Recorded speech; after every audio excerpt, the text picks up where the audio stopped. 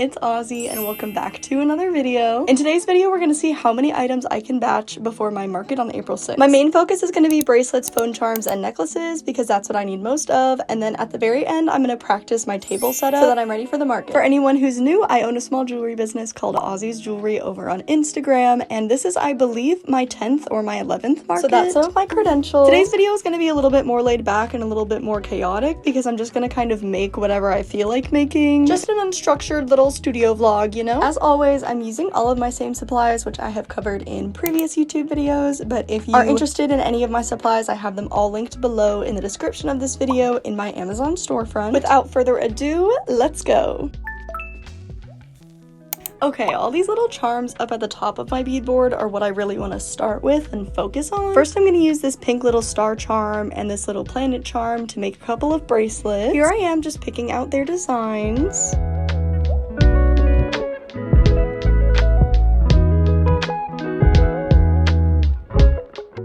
Ta-da! Here are the designs. They're so cute. Oh my gosh, look at how much wire I have left. I literally have nothing. I seem to always run out of materials right before markets, but I already ordered another wire spool. Now I'm just gonna loop everything onto wire.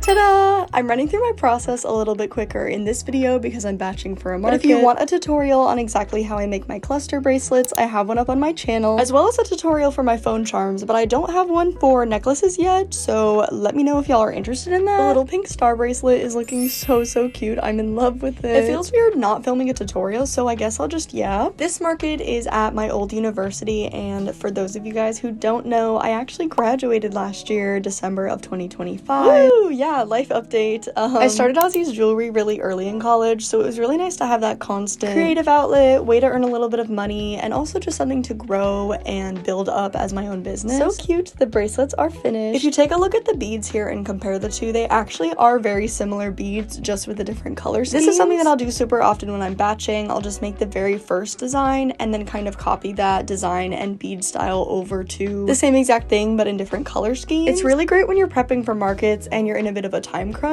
and you just want to get a bunch of items made without spending too much brain power on every single item having a completely different design. We're just going to leave the cute celestial bracelets over there for now, and we're going to focus on these heart bowing charms. We've got a purple, a blue, and a green charm, and this necklace is the original necklace that I'm taking inspiration from. It is my gothic romance necklace. As you can see, it's got the color scheme of the pink and the black for like a gothic type vibe. Here is how all the other charms look like with the same exact design, but weirdly, I feel like they don't match the black theme as well. I think I might trade the black beads for silver beads instead and go for more a celestial vibe than a gothic vibe with these colors. Debating about these black and silver hearts, like I think they're super cute, but I think I want to see it all with like just silver accents for these colors. Bam! This is option number 1, which is like these silver hollow hearts with these little pearl beads inside, or we've got these silver sparkle beads on the bottom here. These are all of our options. I ended up going with the sparkle beads. I just feel like these look so pretty. Like the purple, green, and blue looks really good with the pure silver accents.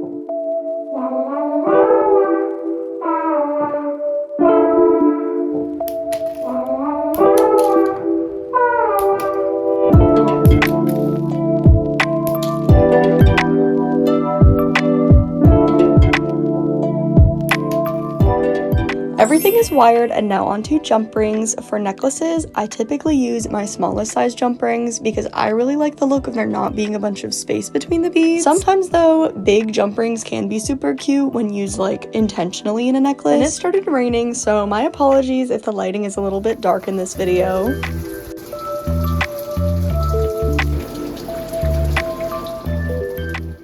I did the same thing here where I adapted a previously existing design in 2 different color schemes, and I think the celestial theme turned out super well. The only thing that's different is just these 2 beads right here. In total, I made 3 necklaces today. I had already made the gothic necklace the day before. This cute little short right here actually shows everything that I made one day before filming this market vlog.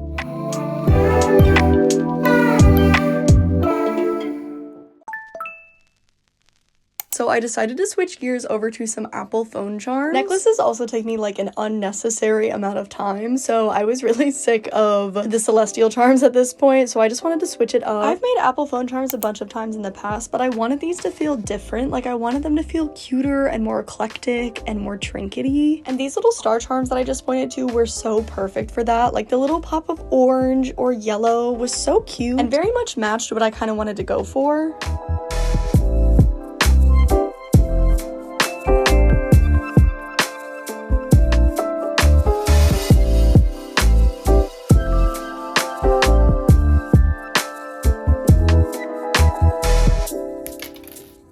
I only had one red button left, but I think that it was so perfect for one of these phone charms. Like, I love how these turned out. Phone charms are one of my favorites to batch because they just feel so easy. Like, you literally just put all the main beads on one wire together, you attach the charm at the bottom, and you attach the string at the top, and that's literally it. That's why I had phone charms as my beginner's tutorial, because I feel like they're super straightforward. Organization. As for how I store inventory, all of my little bubble mailers that I ship out my orders in, I have one labeled for each type of jewelry item that I have. And then for items that aren't yet tagged, I usually put them on these little hooks. They're just a nice little way to organize them while keeping them on top of my desk. Nothing fancy, nothing super complicated. So that was the necklaces and the bracelets, and here are the little Apple phone charms.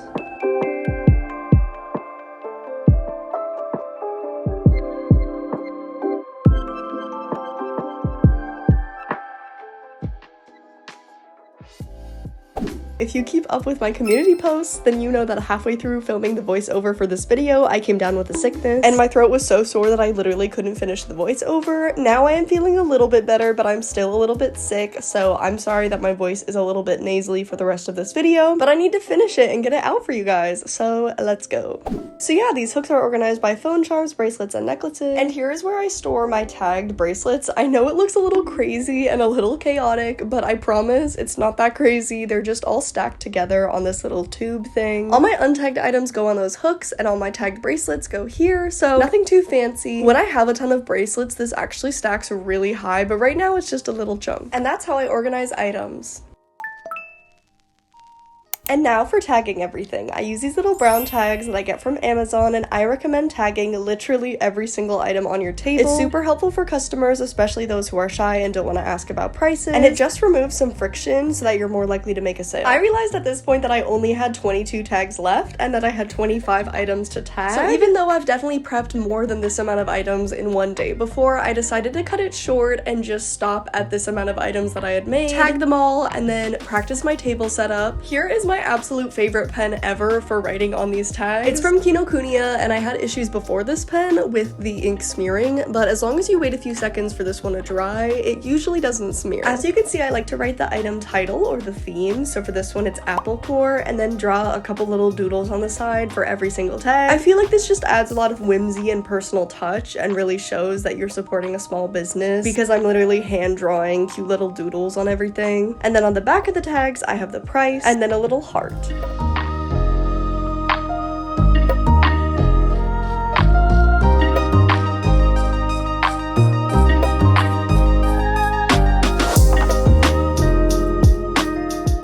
And the way that you attach these tags is you just take off the little white piece of paper, thread them through the item, and then you stick them together. I like to make sure that they're pretty well lined up, the two pieces, and then yeah, that's pretty much it. Oh, I guess a good note to keep in mind is to make sure that the front side is facing the front and that it's also right side up, if that makes sense. A couple of times I've applied these tags and they've been like upside down or something like that, so definitely make sure that you have them facing the right way, vertically and horizontally, when you apply them. And these exact tags are also on my Amazon storefront under Market Supplies if you're interested in using them. All of the phone charms look so cute with their tags. Like, I literally feel like the tags add something with the cute little titles and the little doodles. I feel like they're so fun.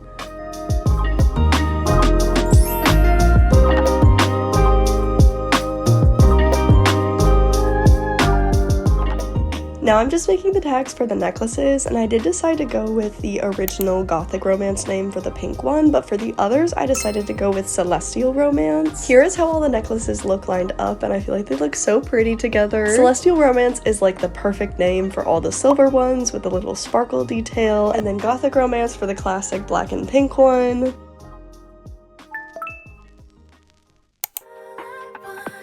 Just one kiss.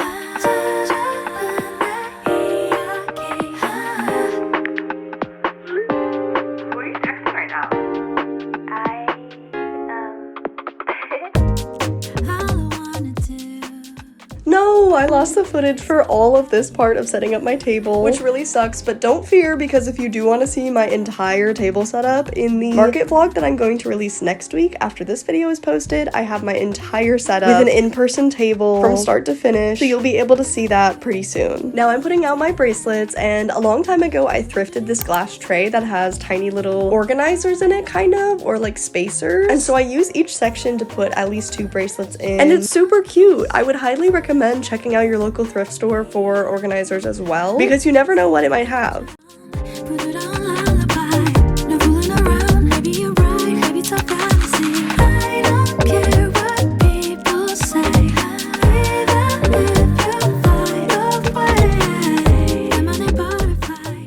Now for my very last tag for now, and I am going to put this on the pink celestial bracelet. I miscounted my tags a little bit, so what's going to be left is 2 items that aren't tagged, and it's going to be 2 phone charms. I decided to just have it be 2 of the seal phone charms, because I figured that customers will probably understand that the seal phone charms are all the same price. I always set up my market table the night before a market every single time, even if I haven't changed very much of my setup at all, or if it's really similar to last time, I still practice it.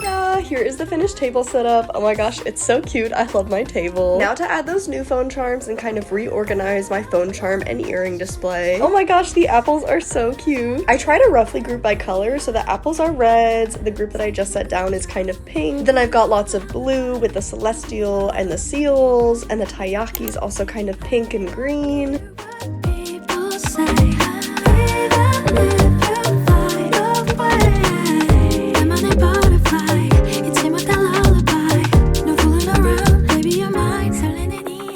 Here you can see the seal phone charms, and these are the 2 that are missing tags in the back here. Like I said, I hope that the prices on the other 2 will just help people know what the price is. Now get ready for a super cool transition. Bam! I kind of just messed around with the order and put it in a little bit more of a rainbow order, starting with some pink colors on the left all the way to the blue seals on the right. I'm so excited for this market. I'm bringing around 130 items to this one. That is also one of the reasons why I decided to just cut off making any more items when I realized that I didn't have enough tags, because at that time I already had over 100 items, and 100 items is my goal for most markets. That's my goal for inventory, which I usually surpass. So I'm very happy with the amount of items that I made today and the total amount of items that I'm bringing to the market. Definitely keep an eye out for next week's video, which is going to be the full market vlog. I'll let you know how everything went. The only new piece of marketing that I added this time to my table was this little sheet of paper saying to subscribe to my channel for tutorials. So please subscribe if you enjoyed this little market prep video. Please like if you enjoyed, and comment down below this emoji if you made it to the end. I appreciate it so much. Follow my Instagram at Aussie's Jewelry over on Instagram for more jewelry posts and updates, and my jewelry shop is aussiesjewelry.bigcartel.com.